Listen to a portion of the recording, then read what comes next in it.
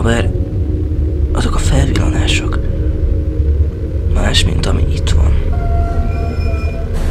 Még ezek a kételyek, meg az álmok csak gyötörnek szüntelenül.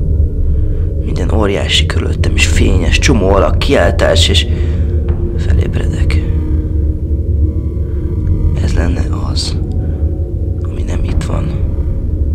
Ez a kint. Vajon milyen lehet odakint?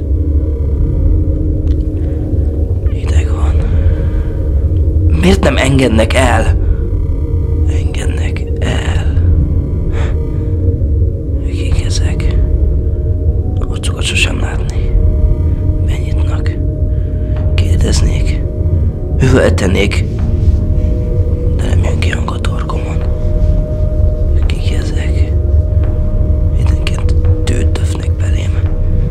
Nem szólalnak meg. Csak némán és könyörtelenül teszik a dolgukat. Aztán minden elhomályosodik. Kitörni innen. De hová? Mi várnak kint? Mi az a kint? Gyenge vagyok. Lehet, hogy számomra ez az élet.